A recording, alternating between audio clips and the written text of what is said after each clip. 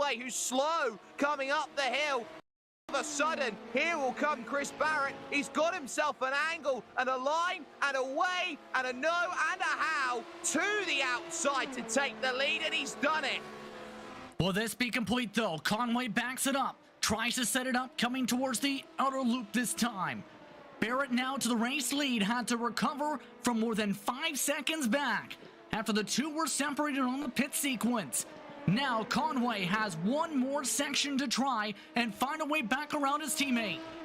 I wonder if he slowed up to make sure he had enough fuel to make it to the end. That will be the only reason why he dropped so dramatically on the run up through the S's section. But as he takes this rise now, if he's left himself enough on the fuel save, he'll have one place to attack. It's here at the heel of the boot. He looks to the inside. He sends up the inside. Oh, and the two make contact.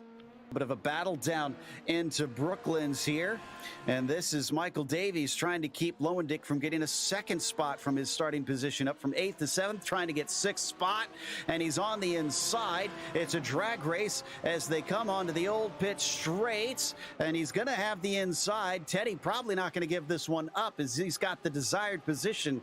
He has the higher ground. No, he's not going to have to give it up. Look at sending it in deep. Michael Davies is absolutely monster through there. Do they dare 3 wide? Trepanier thinking about it, then backs out, still carrying on down into the Maggots Beckons quarters, and Michael Davies is going to be able to successfully defend that spot. It is quite amazing the turn of pace that Waring has gotten. Oh, there's been traffic for McGreevy up ahead, Zachary Brown in the Dog Bear BMW, and that has compromised Osowski, and that's going to be Waring trying to thread the needle on the outside coming into the 90, and at the pincer move with Osowski, he almost gets into Waring on the inside. Careful about trying to be too aggressive going down into China Beach. It looks like Dave's going to try to be later on the brakes, maybe make the move. Barbosa getting a little bit squirrely under braking, and that is all the opportunity that Rodrigo Mies needs. He's going to try to send it around the outside of madness. Here he comes, diving it down side by side with Raymond Day. As we watch him go down through the corkscrew, back towards the right side, looking towards another amazing finish, taking up that inside, going into turn 10. He takes the lead. How does he hold it? Can Prieto hold on after the send of the rainy curb? Here comes Espez. One final corner for the season. Later on the brakes is Espez. Espez goes for the cut. Prieto parks it on the apex. As we watch the heart rate monitor almost making contact in front of him, side by side, up through Hawthorne, still nobody willing to give way between them, and through he goes. Kimmo manages to get in, so does Michael the Turk, as Suarez unfortunately dropping down to 13th. Let's see, though, if Horvath is going to have anything. Tries to send a little bit of a move through the S's. Here he comes. A last-minute dive bomb. That is going to be into the inside line. Holding out to the outside as Horvath tries to get it. They spin. They spin across the line and make contact.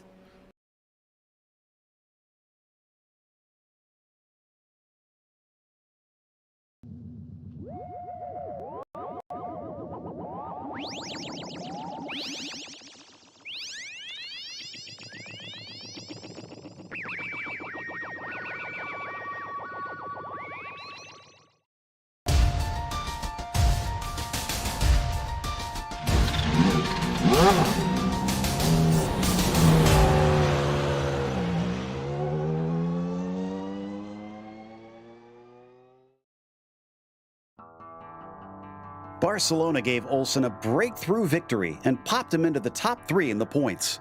But Iamaki has mysteriously been absent from that top spot for a number of rounds.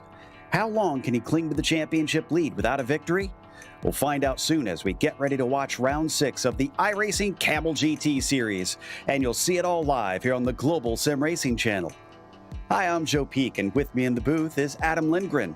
Behind the scenes is our director, Zach Johnson, and he's using cameras provided by Dougie Beard. We've come back to my home turf here in Ohio, and it'll be a handful for these cars. Let's head to our track guide to find out more.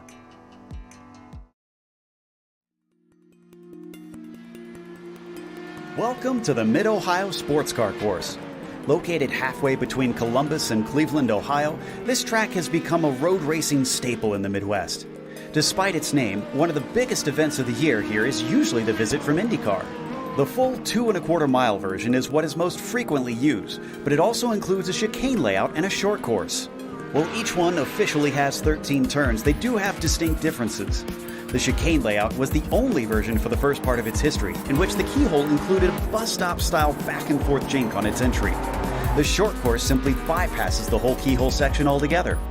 The various turns have some rather famous names, such as China Beach with its downhill braking, inviting you into its eponymous sand trap, or Madness, which is a single file set of S's with drastic elevation change. There's also the carousel, and this more than 180-degree turn offers a variety of lines that can be taken. Perhaps the most unique feature of the track is that in the real world, starts are rarely taken on the pit straight. Instead, the green flag is given along the backstretch where an extra flag stand sits. Naturally, sports car racing is the main staple of the venue, but motorcycles have a long history here, and in more recent times, NASCAR has started to hold races at the track.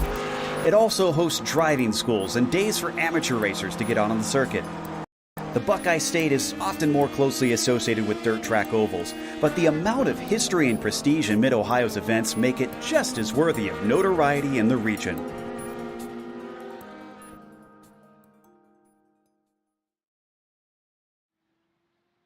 This has been quite a season of choices for this series here, Adam, and Mid-Ohio kind of fits with the theme.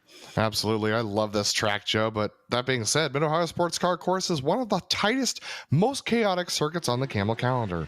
This 13-turn, 2.25-mile, 3.62-kilometer track features a great variety of elevation changes, grass at every edge of the track, and gravel runoffs that fall 1 or 2 stories in some places, making an off-track oftentimes the end of a race.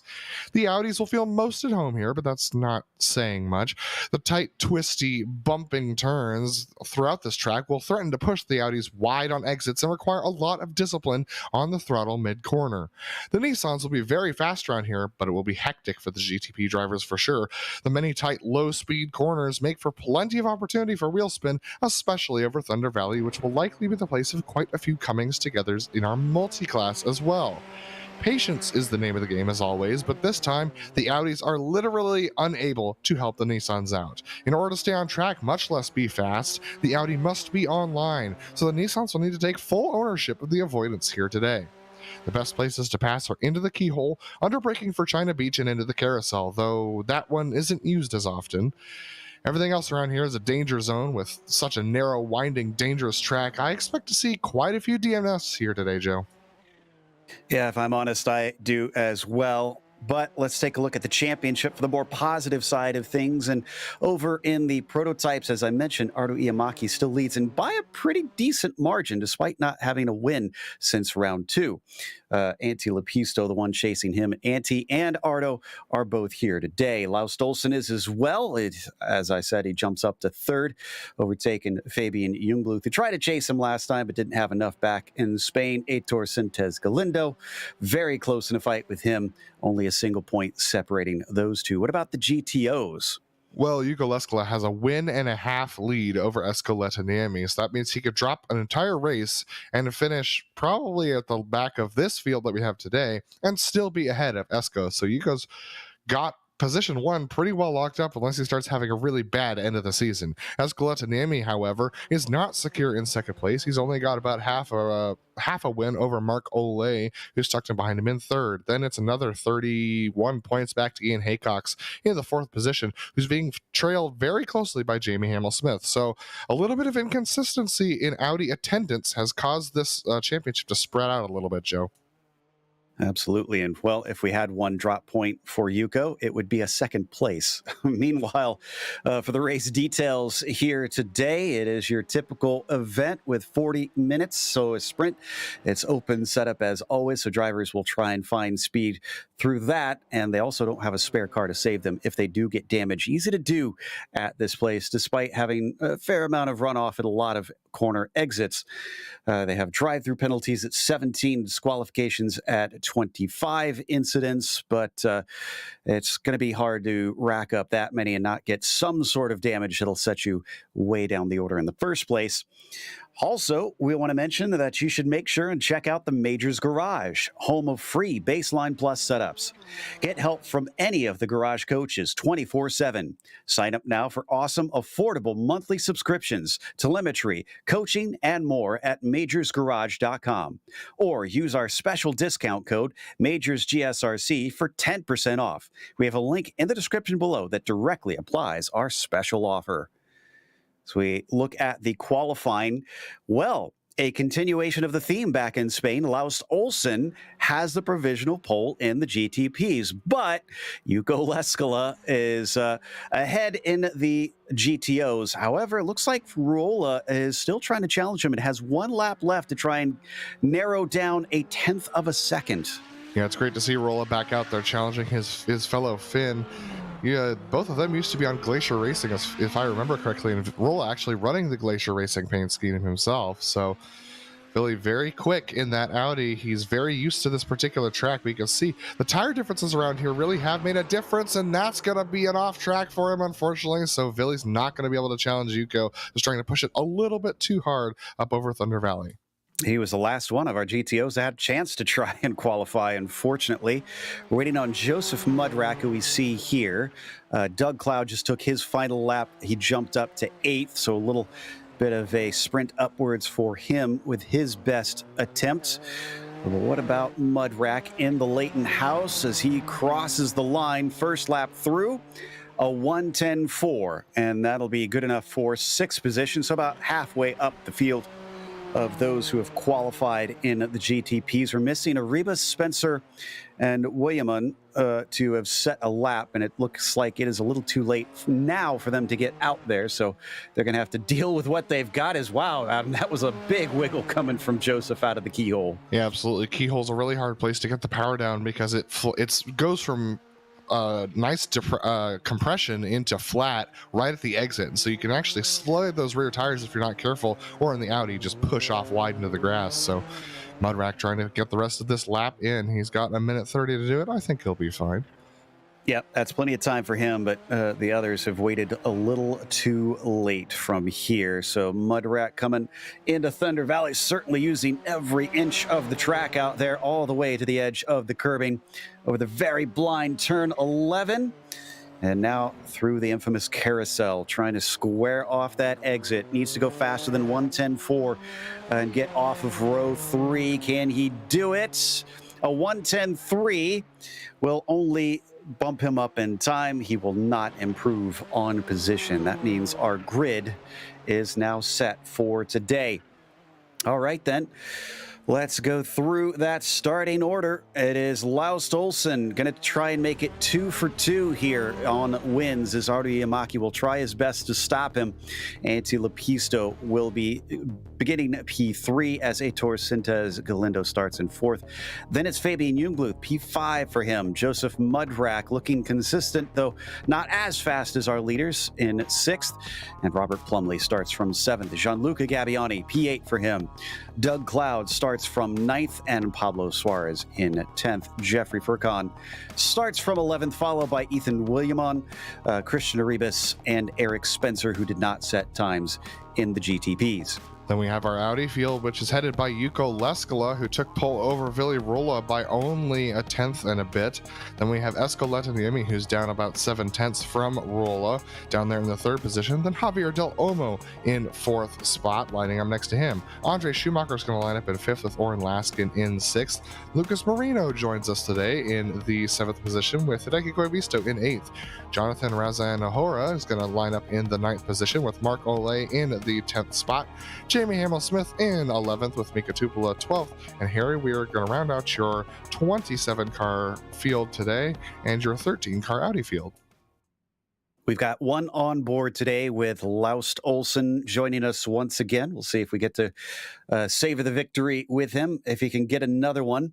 What's interesting is the gap between himself, Iamaki, and Lepisto is about 0.08 of a second. So top 3 have very little between them.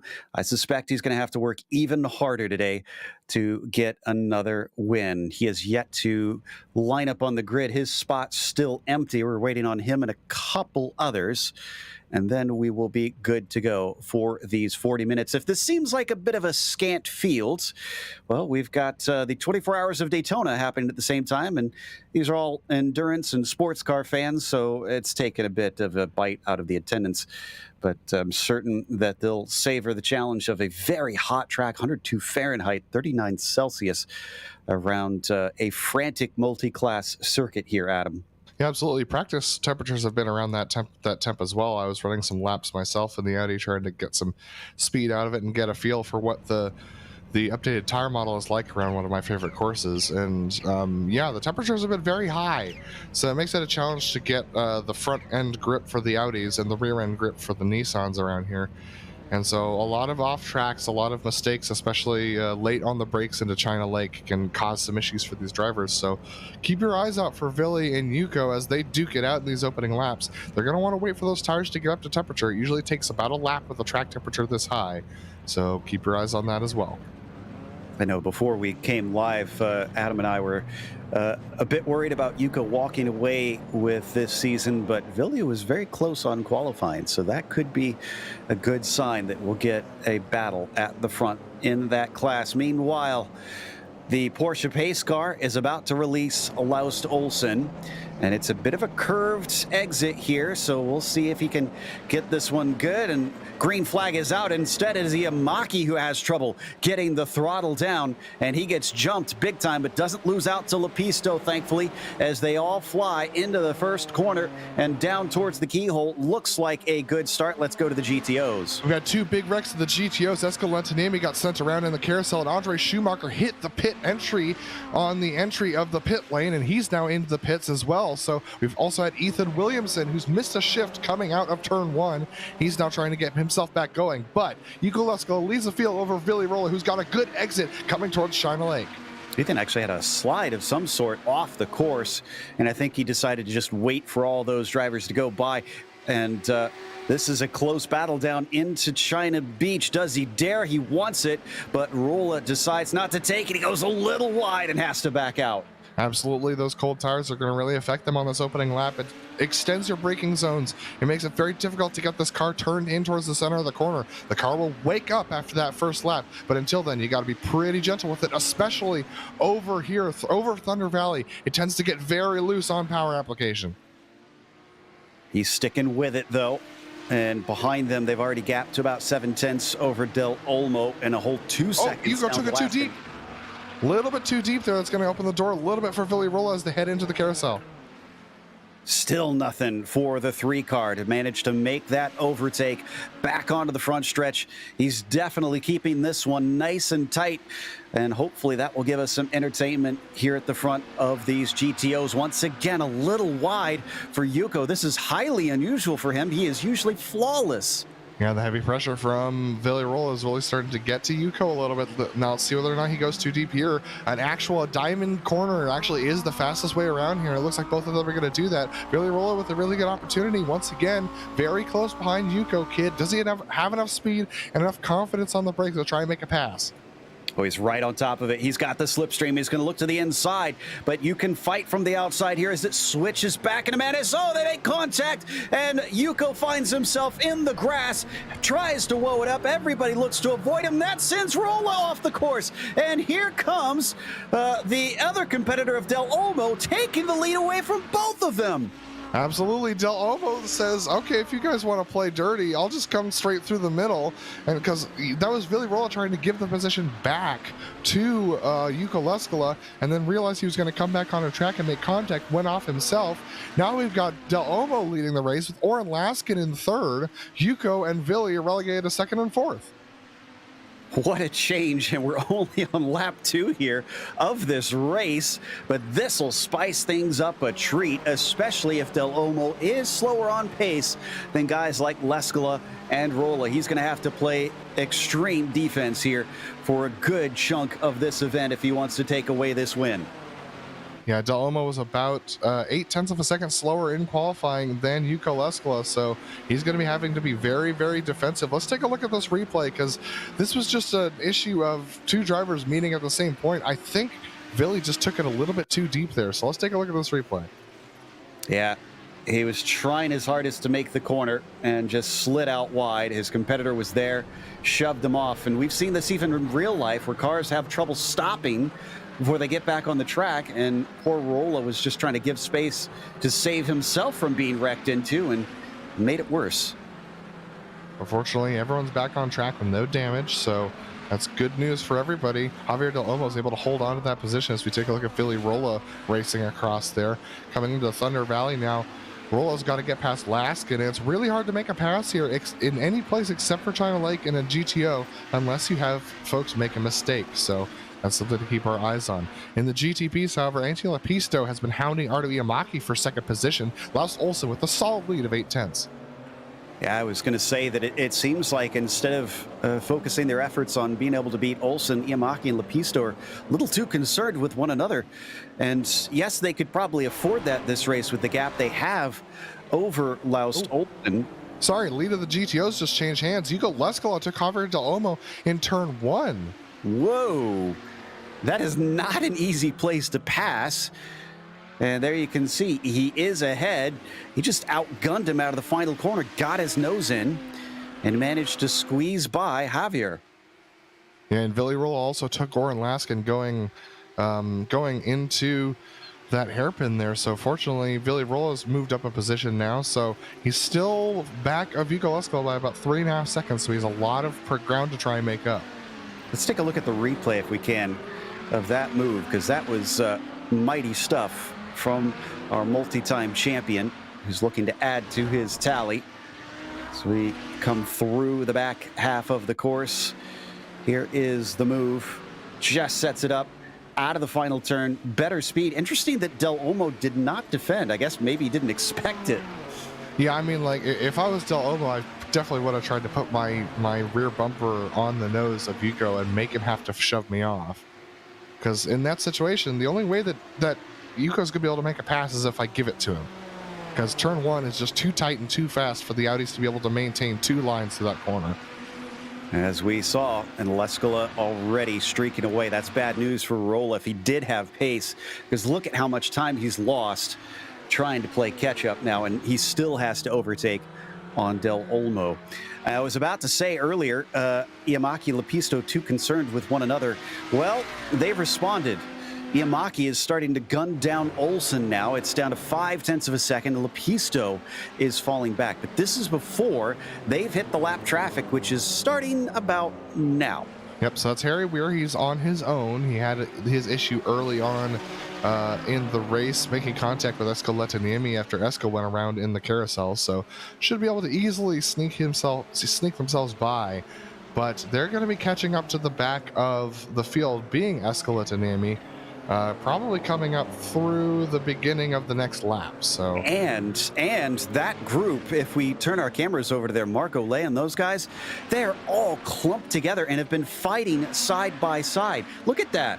This is going to be an absolute nightmare to navigate. It absolutely is. Escaleta Niemi qualified in 3rd position, and because of that clipping the grass in the carousel, he actually got a little bit of contact from behind, I believe from Javier Del Olmo. So he's trying to make a recovery and just has not been able to make any passes. And now here come our leaders in the GTPs. This is the worst place to catch the Audis.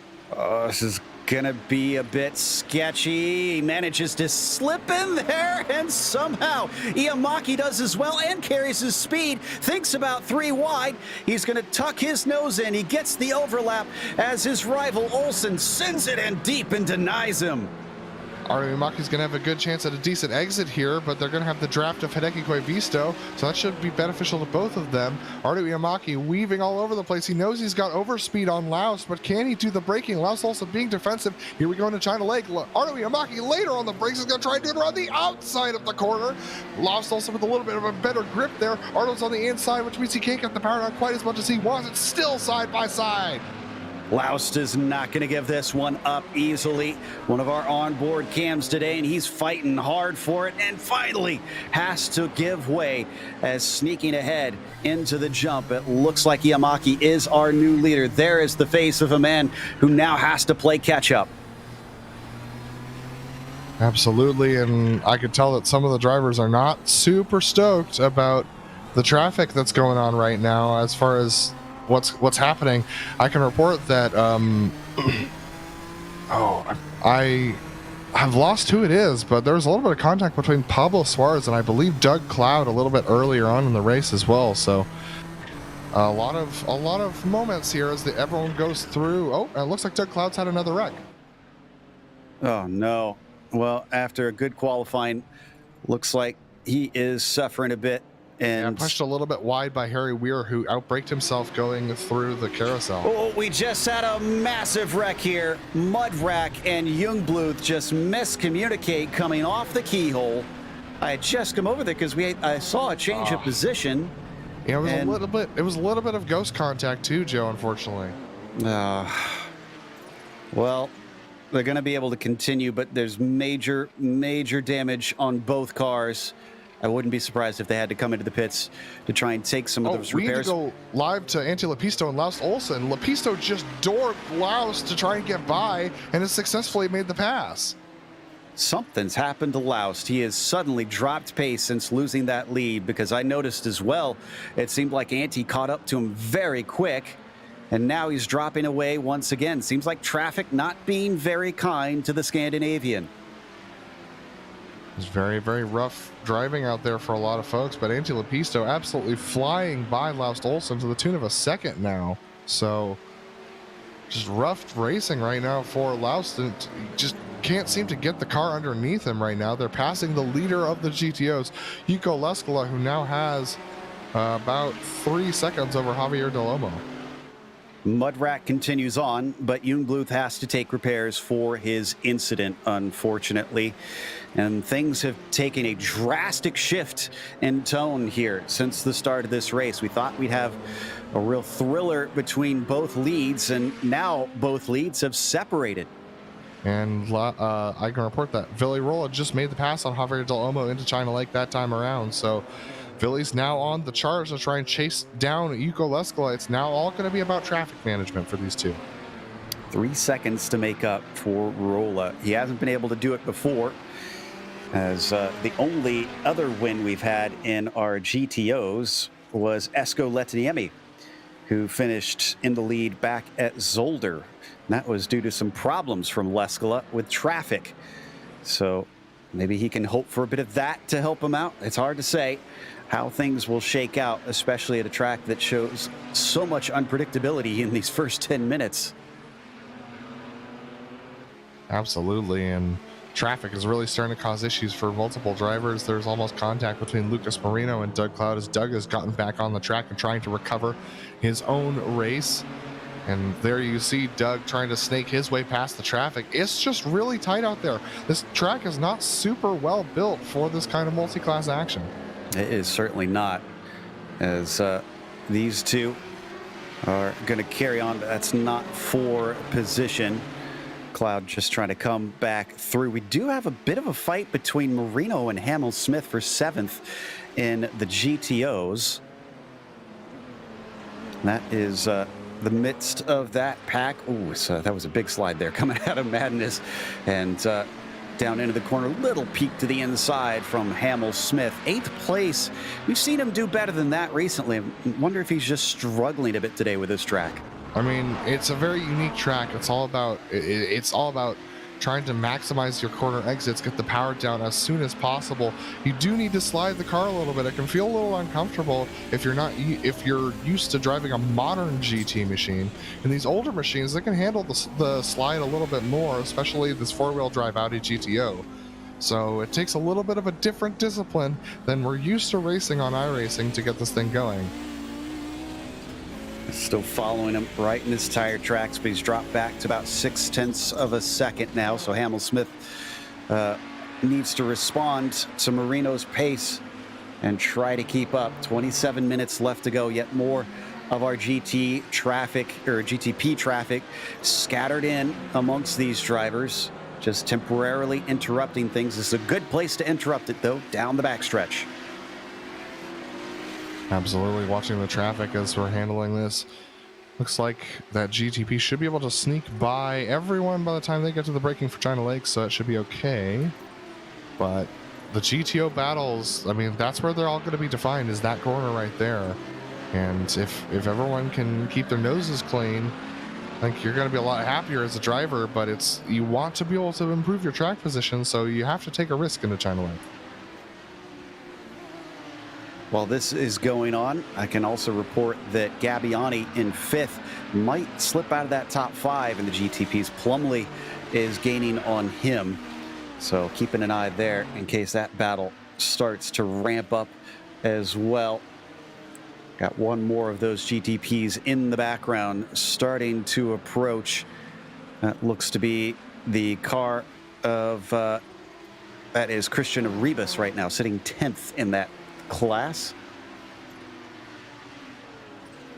Yeah, Arribas had a little bit of a moment early on in the race as well, trying to recover himself, so making his way forward. You can see a little bit of a scary moment there between Mark Olay and well, I think that was actually Escoletaniemi and Christian Arribas, as Arribas coming around Keyhole, now trying to get a good exit. The Audis actually get a better exit than the GTPs out of Keyhole just due to their four-wheel drive nature, but then the GTPs can pick it up a lot more on the high speed.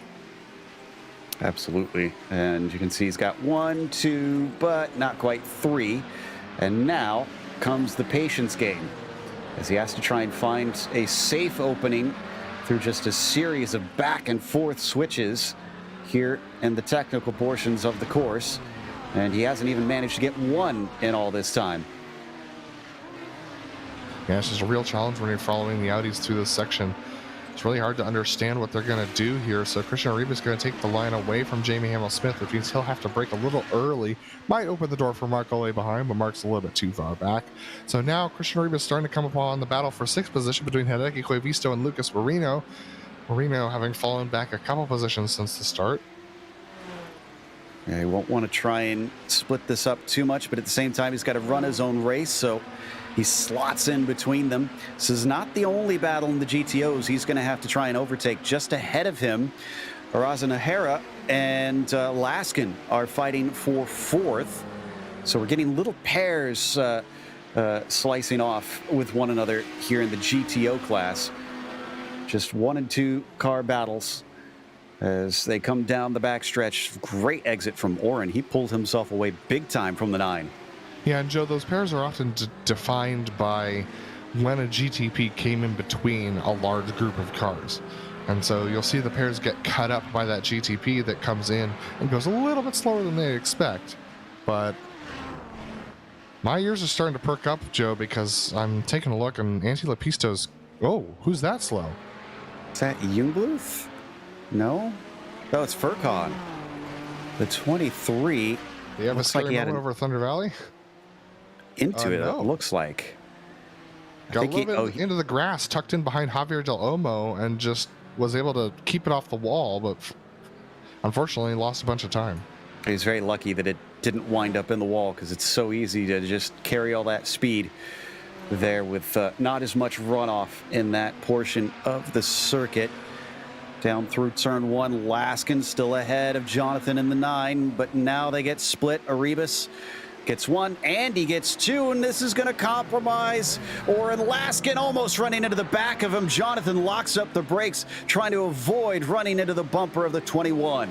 Now that'll lose his opportunity to try and make the pass down to China Lake. So unfortunately for Razanahara, he's going to have to give another shot at this in a couple laps' time. Well, that spreads it apart at least briefly, but coming together, Gabbiani and Plumley, I mentioned earlier, they're now only a 10th apart coming into the keyhole, swinging back around. They're approaching Harry Weir. Is this going to cause a complication and things? Slipstream should be coming into effect for Plumley. He's going to start to feel it, flashing the lights at Harry, letting him know that they are coming along. Gianluca does not want this interrupted. They're going to stay put. Gianluca Gabbiani very much on the edge of traction as they went through China Lake there. Plumley doing a good job of avoiding that car up to make sure he had enough traction to take the turn on that compromised inside line. But a great job there. It's fantastic driving there. All right, the battle carries on. We're just about at the halfway point already. The race definitely flying by. Getting a little bit of cloud cover here as well should hopefully help cool down things slightly on the track surface. as they head down the front stretch. Again, this is the battle for 5th place between this pair, so just within the top 5. Everything else in front of them is all spread apart. Olsen briefly has caught up to Lepisto and then fell back to a full 2 seconds. I'm guessing the traffic, something to do with that. And here we go again. Plumlee really good in this part of the circuit. Yeah, Plumlee quite good in this part of the circuit. He's tucked in behind, but he's just not gaining enough to try and make a challenge. So I think this is going to stay nose to tail once again. Plumlee's got to find a different place to go around because I don't think he's getting an opportunity that he wants to China Beach. I think he needs to get a little bit more aggressive here because look at him close up and then he just kind of sits behind. He'll have to try and start poking his nose in, seeing if he can make something happen, scare off the 17. Looking through the field to see if this is still our best battle, and right now it honestly is. Just a couple of the GTOs that are kind of hovering around each other. Oh, there's actually a battle going on right now in the GTOs between Lucas Marino and Jamie Hamill-Smith. They're 3 wide with Fabian Newbluth, who's trying to recover himself. Lucas Marino on the outside, Jamie Hamill-Smith on the inside. They're going to make 2 wide work, but it's quite slow, unfortunately. Lucas Marino's going to have the inside going into this hairpin here. He's actually going to cover off Jamie Hamill-Smith a little bit. Oh, but he goes in a little too deep. Tries to cut back underneath. The battle continues. Better exit off for Marino. This will give some slipstream to the 13. Will this be enough? And Marco Lay behind them has been gaining hand over fist because of all this fighting. Let's see what the breaking down into China Beach holds, and much better, or maybe too good for Marino. No, he gets it woed up. Good job from Marino to get that woed up. He's taking a couple of different wider lines to try and get good exits off of the corners, focusing on the exits rather than the entrances, which is going to net you a hold of that position if you can nail them. Look at how much speed he's carrying down the hill. Now into Thunder Valley. Jamie Hamill-Smith trying to take advantage. Here comes Gabbiani and Plumlee, though. They're in their own battle, and they don't want to get split up either. This is going to get spicy. Oh, and this is a hard place to try and overtake lapped cars. Having to give up a little bit of the exit there. Hamill-Smith leaves some room just in case, and a touch of the grass for Plumlee. Thankfully does not run into the 13, and this splits up both races. It's going to really split up Jamie Hamill-Smith because he's going to have to tuck in behind Plumlee. Plumlee gets held up by Marino. And as you said, both battles split up, but Gabbiani get held up by Hideki Koivisto a little bit. It's a little bit more of an advantage to Plumlee as they come once again into the hairpin. Back on to the back stretch. And yeah, it seems like Marino and Hamill-Smith have regained some of that lost time, but Gabbiani is off like a shot and is off into the distance. Oh, Rivas has had a problem. Oh, no. After having gained so many spots here, not having put in a qualifying time, he just goes off track and wallops the wall. That's going to be some big damage. He's able to get the car at least going, but as we watch behind him approaching rather quickly, this is the battle for 5th. With Gabbiani trying to hold on to this distance. Will we see him head in pit lane? Yep, Christian is going to try and get some repairs done instead of being in the way. And Plumlee gets held up significantly by Oren Laskin. So unfortunately, I think the battle between Gabbiani and Plumlee is over for the time being, as Plumlee now 2.5 seconds behind. We haven't looked in a while, so let's take a look at our leaders here. Iamaki still at about 4.5 seconds ahead. So not much change in that realm. Antti Lepisto trying his best to give chase. Yuko Leskala about 3.5. I think that's about where it was when we last looked, was it not? Well, it's fluctuated between 2.5 to 4.5 seconds. So this is about the median of what we've seen. And all that has to do with traffic and how they've handled it. Here comes Aitor Sentes Galindo to go around Yuko Leskala. Going to take away that line just a little bit, but Yuko, patient, waits a little bit, lets off the throttle, able to get to the wide line so that he can take the corner without sliding off into the grass on the inside of the carousel. But Yuko Leskala doing exactly what he needs to do just to hang on to this position. And that is the years of wisdom of participating in this series, knowing how the cars interact, how your car behaves. Just shows how it's done in those GTOs. Meanwhile, Mudrack on a recovery drive. Oh, and it makes contact. That was with Pablo Suarez. Into the wall he goes again. Oh, no.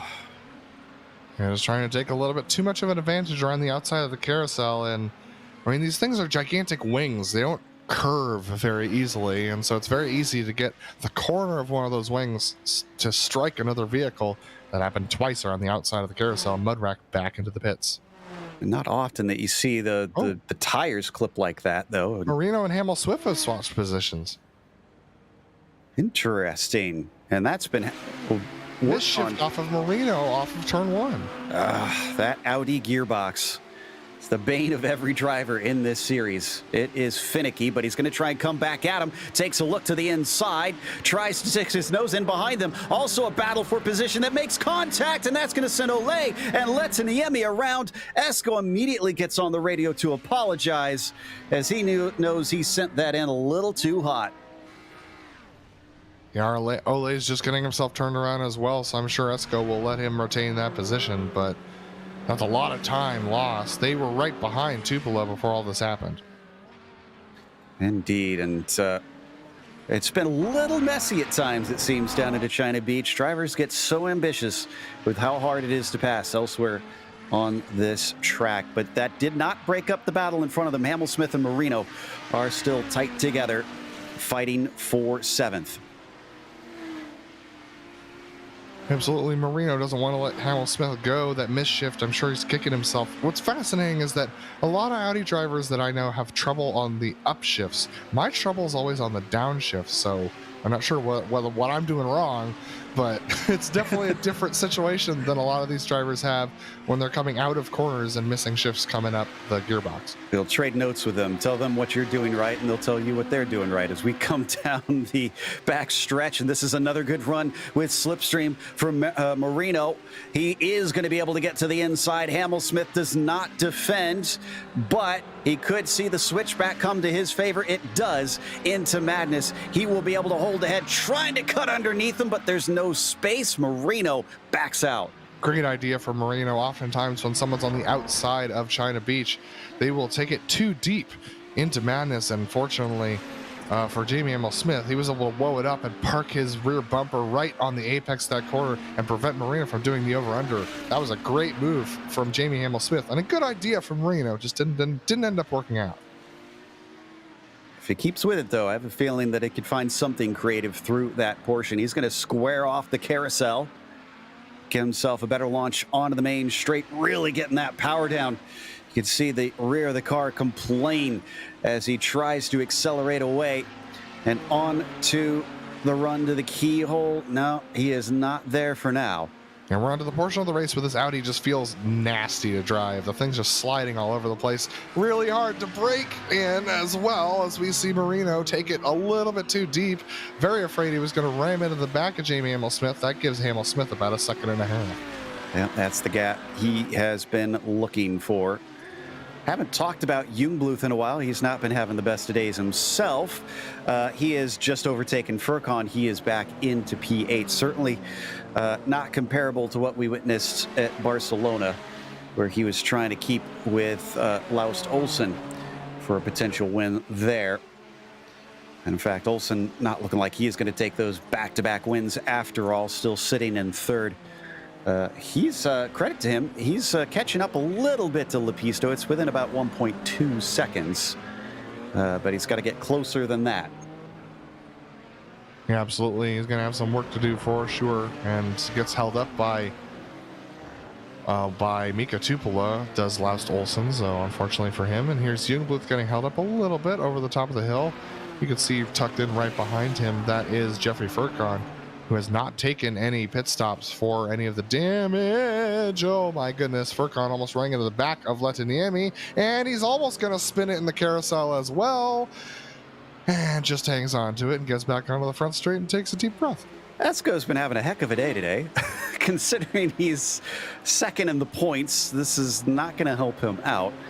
And I have a feeling he might lose that position at the end of today, only nabbing in 11th if he finishes where he is. Jumping back now into the prototypes once again.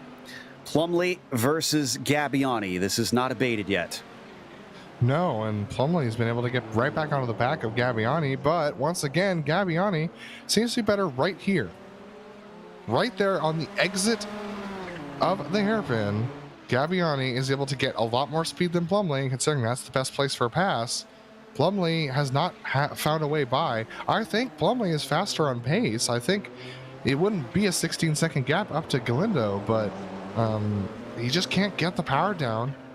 And now it's just really hard for him to make that pass on Gabbiani.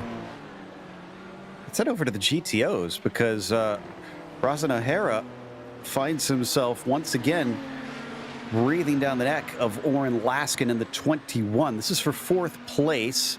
They just got passed by Olsen, putting another lap on them, so letting them do their thing. You can't see much in the way of GTPs behind them, so they've got a brief moment to fight amongst one another in these final 10 minutes. Off of the exit of the keyhole, Laskin looking a little stronger.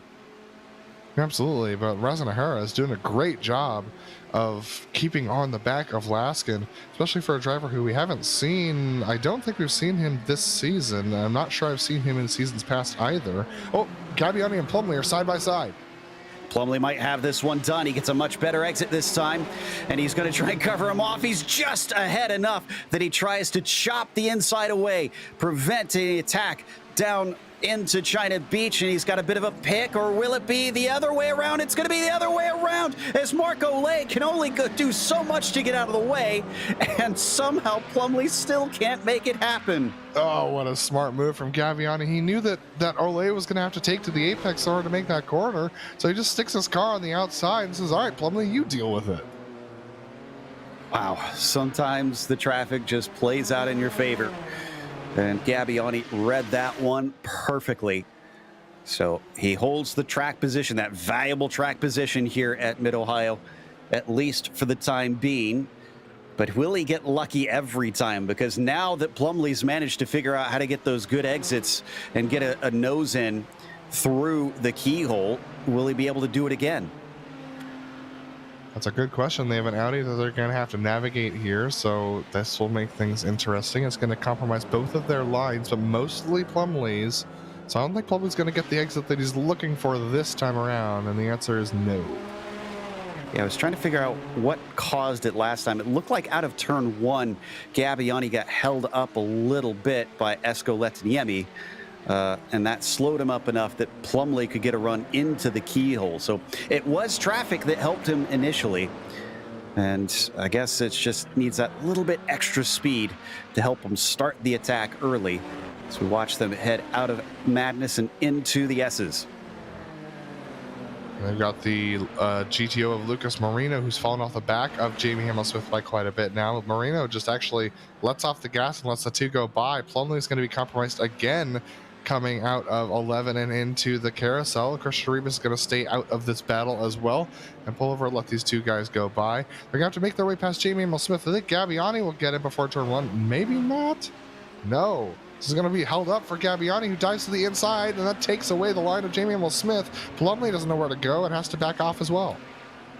And ahead of them in the background, we saw a glimpse of Laskin and Razan O'Hara, who we were looking at briefly before we switched back to this battle. They're going to come across them most likely down in the Madness section, or perhaps through Thunder Valley, which is not going to be good because they are very tightly compacted with one another. Yeah, that's an understatement, Joe. They're absolutely nose to tail. So here we go. The two battles are going to come to one another. Razan O'Hara almost getting loose over the top of Madness, able to hang on to it. Laskin a little bit harder on the brakes himself. Here we go. It's going to come together. Both of these guys coming together through Thunder Valley. Oh, can they get both of them is the question. It's a good run from Razan O'Hara. Oh, he's going to be boxed in. As one's trying to go through. Oh, no, he makes contact. Gabbiani shoves Oren Laskin off, and he can do nothing to stop the car. That's rough for Laskin. I don't know what else he would be expected to do, and he comes on the radio very unhappy about it. Yeah, and Laskin, unfortunately, forced to tow to the pits as he has a meatball flag. How much damage is on Gabby's car now is the question. Can Plumlee now have a little bit of better straight line speed comparatively? That would certainly make life easier. Ooh, well, this hasn't happened in a minute. Lepisto has now been caught by Olsen. Absolutely, and this has been happening for the last couple laps. The question is, does Olsen have a car that can make a pass around here? I'm not sure the answer is yes. We haven't seen him do it yet. He's only been passed, so he's going to have to get a good opportunity through the hairpin and off the corner. He's going to have to absolutely put pressure on Lepisto. I know that he's got Lepisto in the twistier sections, but Lepisto seems to be better here through Sector 1. I love that we get, I guess, what I'm going to call the pucker factor from Laust Olsen. It seems like when he gets in more intense fights that those lips get a little bit more kissy, and well, that was certainly a scary moment for him right there with wheels off on the keyhole, and that separates the battle for the time being. Taking a look at Gabbiani and Plumlee, both of them still trying to navigate traffic past Javier Del Olmo in the GTPs, the GTOs as well. And Gabbiani has been able to gap Plumlee a little bit just because of that little bit of traffic there. So this battle has also separated a tiny bit. We're closing in on the final 5 minutes of the race, Joe. If you're going to make a move, you got to make it now. Laps do tick by quick, though, for the GTPs. Just a minute 10 or so for the fastest of them out there, at least when they're in clear air. So still got about 4 minutes or 4 laps left or so. And Plumlee within those 0.4 of a second of Gabbiani, who is in a hurry to try and get himself this P5 today. Let's see, when is their next traffic? They don't have any traffic until Harry Weir, and that's a single car. And then Vili Rolla, who's our second place driver, also on his lonesome. So it's looking good that this is mostly going to be a fight between these two down to the end. Yes, but we also saw how one car can affect a battle. So, you know, we saw that going through China Beach. So it's going to be interesting to see who's going to have the better of it. I mean, we can see just how much faster Plumlee is on raw pace alone. But this exit out of the hairpin, I mean, he just can't seem to find it. If he finds it one of these times, it's going to be a really rough day for Gabbiani. No doubt. And that one was pretty decent, but looks like he's only going to just pull some slipstream unless he has a very wild dive down to the inside. Not sure that this one is going to happen. Now, we've got some traffic in front of Olsen and Lepisto right now. And that is Letniemi and Ole. That's a battle for position. Is this going to separate it? Oh, wow, that was tight with Lepisto. Yeah, and Ole had to take the apex right there. So Lepisto absolutely shooting the gap. And look at the advantage it got him. 1.5 seconds. So no risk, no reward, I suppose, for Lepisto. Well, I said it a little bit earlier when referring to Lescala, that the experience, the knowledge that comes with being with these cars and knowing exactly where to place it, and also who your competitors are, the other drivers on track that you're sharing this tarmac with, can help inform those decisions. And Lepisto made a judgment call that paid big dividends. Oh, but he's getting held up here. Yeah, absolutely, having to go around the outside of Mika Tupola right there definitely held him up. That brings Olsen back into the play. But Plumlee and Gabbiani are side by side once again. Gabbiani trying to hang on to the position. Plumlee's got a good exit this time. Very similar to the last time where he managed to get side by side into the keyhole. And this time he's going to be on the outside, but they have no traffic to interrupt them. They brake hard down into China Beach. Is he going to get fed out? He just has enough space in there. Keeps his foot in it and is going to elbow out Gabbiani to the side. Plumlee finally takes P5. Yeah, and this was all on Plumlee's late braking into the hairpin, so a great job of making that pass. I'm sure Gabbiani's not going to be too stoked about it, but I mean, with 2 minutes left to go, you got to get your elbows out at some point. Plumlee's now going to navigate past Vili Rolla, able to do so safely. And look at this. Laust Olsen close to the back of Lepisto. He tries to steal a bit of the slipstream off Hamill Smith. It does help a little bit. Olsen closing in. He's got some better top end speed down the back stretch, but it's not enough. Are we going to get the white flag next time by? No, it's going to be 2 to go next time by. Absolutely 2 to go next time by, so these guys are going to have to do this for 2 more laps. I'm sure Lepisto wishes it was the white flag. He's getting some serious pressure from Laos. Laos, though, not quite as quick through the twistier sections. They've got Hideki Koivisto and Jonathan Razanahera up ahead of them. Jonathan Razanahera, I mean, props to him, up to 4th position on the day. That's 5 spots up. Oh, getting held up is Antti Lepisto by Hideki Koivisto, but Laos is going to get held up around the outside of the carousel. Leader just went through. Iamaki taking the 2 to go signal. And interesting to see the back and forth that we've got between Lepisto and Olsen. As for Razanahera, is this the first time we've seen him in a broadcast race? As far as I can remember, yes. Same here. I was just trying to recall. We've covered this for so many years now. It's kind of wonder, did he show up that one that was 4 or 5 years ago now, as we come on to the back stretch, running a quiet 4th now that he's managed to dispose of Koivisto. Oh, and over to Mudrack, still on a recovery drive, a lap down. Well, there's a spot. That's Furkan. 23 just gives that one up when he goes a little wide through the carousel. He'll fall down to 10th position. And behind them, white flag is getting ready to be waved at the number 4. I started this broadcast out with the question, how long can Iamaki hold the points lead without taking another win?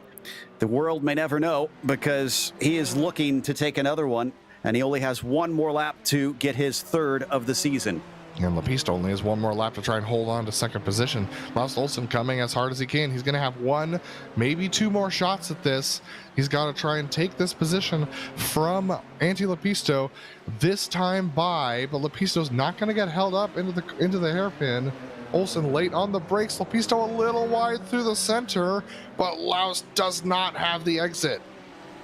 No, just couldn't get the power down the way he wanted to. And this is essentially our closest battle on the track. Olay and Letaniemi are still in a fight down in the GTOs, but that's all the way for 9th position over there. Yeah, too far behind. Olsen needs a mistake out of the one at this point. Oh, but he's getting very mighty close to that rear wing. A little bit wide that time through. That's going to give Lepisto a little bit of breathing room. There's 1 more opportunity, and that's into the carousel, but it's a really risky move if he wants to try and make it for Laos. But at that time, Arto Iamaki about to finish this race. Arto Iamaki on win number 3 this season, extending his points gap. The Finn takes victory in Ohio. Great finish from Arto Iamaki. Antti Lepisto will take 2nd. Laos Olsen coming home in 3rd. Have a ways to go before we get to Leskala and Rolla, but it's 3.3 seconds between them. And they're the only ones that are going to finish this extra lap, because Del Olmo, 30. Sorry, Escalante almost made contact with Mark Olay and goes off right up towards Thunder Valley. That was just, unfortunately, just trying to take a little bit more advantage than he was given. This has been a sloppy race from that 7 car today. Not used to seeing that from him, as he's had much better performances earlier on this season. But maybe this will be a learning day for him to take some lessons away, as we watch Yuko Leskala has only lost the win once so far this season back at Zolder. So he's going to make it 5 for 6 here at Mid-Ohio as he rounds out of the carousel and takes victory once again. Absolutely dominant from Yuko Leskala. Not only is he the driver who's attended the most races, he's also finished the most laps, gained the most points, has the least amount of incidents. I mean, this man's on a roll. Unbelievable stuff. But that's going to take us to a quick break. We'll come back after this with the official results as well as driver interviews, so stick around. This is iRacing, the world's premier online racing game. iRacing puts you in the driver's seat to experience today's newest form of competitive motorsport, virtual racing, all from your home PC. Race virtually in endorsed series from NASCAR, IndyCar, IMSA, the World of Outlaws, Aussie Supercars and more. Take on legendary circuits like Daytona, Silverstone and the Nürburgring. Join iRacing's global online racing community and get on track today at iRacing.com.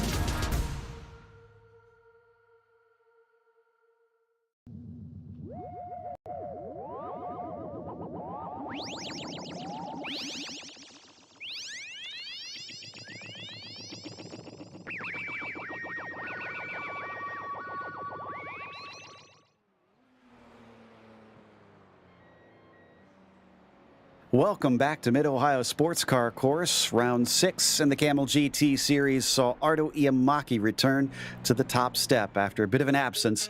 Antti Lupisto, his main rival often these days, comes in behind him, but 6 seconds behind. In fact, he had to play a rear guard instead because Laust Olsen was challenging him for that P2.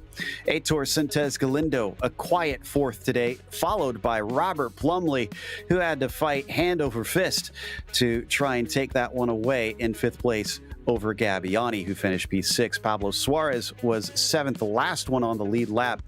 Fabian Jungbluth finished P8 as Joseph Mudrack, unfortunately involved in a couple incidents out there, settles for 9th. Jeffrey Furcon was in 10th, and Doug Cloud, the next slide over, in 11th. Then 2 laps down, it's Christian Arribas, Ethan Williamson, and Eric Spencer rounded out the field with DNFs in the GTPs. Yuko Leskala finishes yet another race on the top of the podium. First place for Yuko Leskala, with Billy Rolla finishing about 4.5 seconds behind him in second position after them getting broken up by the GTPs coming through the first time. Javier Del Olmo finishes in the 3rd spot with Jonathan Razanahera. Fantastic first race on the broadcast, comes home in 4th position, up 5 spots from his starting position of 9th. Hideki Koivisto comes home in 5th position with Jamie Hamill-Smith in 6th. Over Lucas Marino, those two battling quite a bit this race.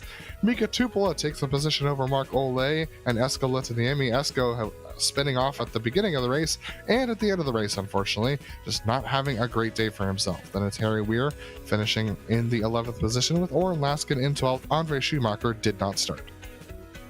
That'll take us to our 3rd place finisher in the prototypes. Laust Olsen not able to repeat the win, but still getting himself another podium. Laust, it looked like early on you had the pace and then you got past and it seemed like something switched. Was that just a psychological thing, or was it traffic, or what cost you to fall down to 3rd?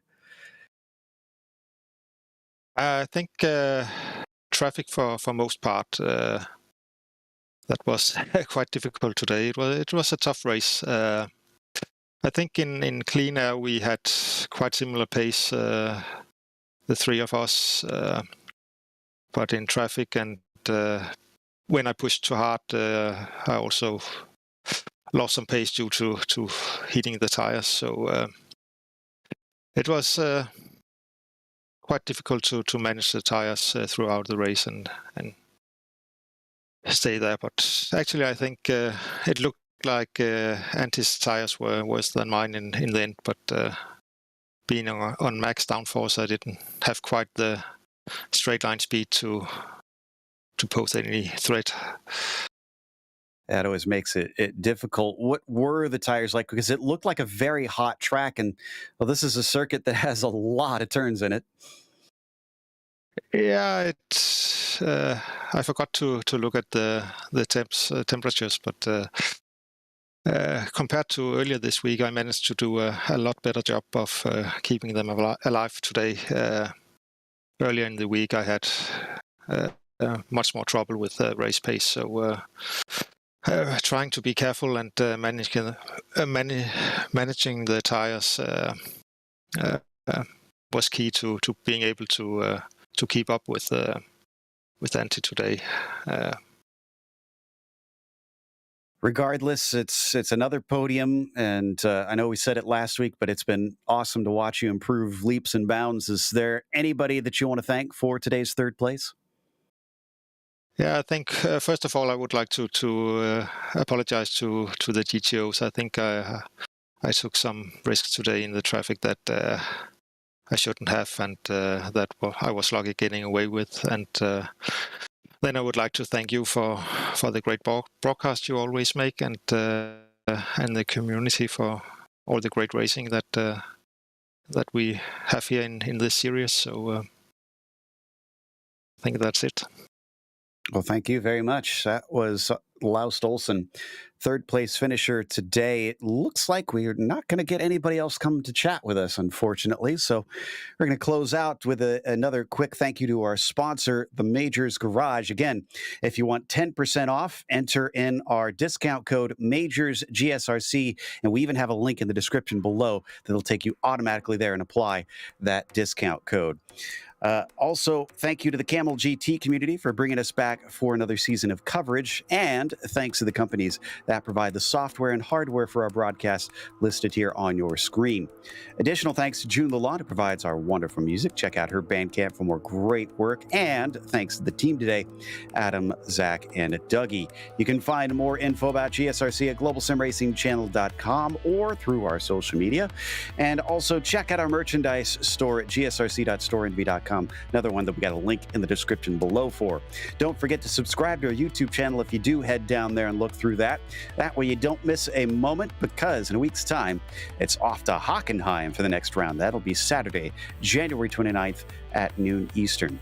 We have upcoming races for other series listed on the screen. Check those out, mark them down on your calendar. But until next time, race clean, race hard. We'll see you on the track.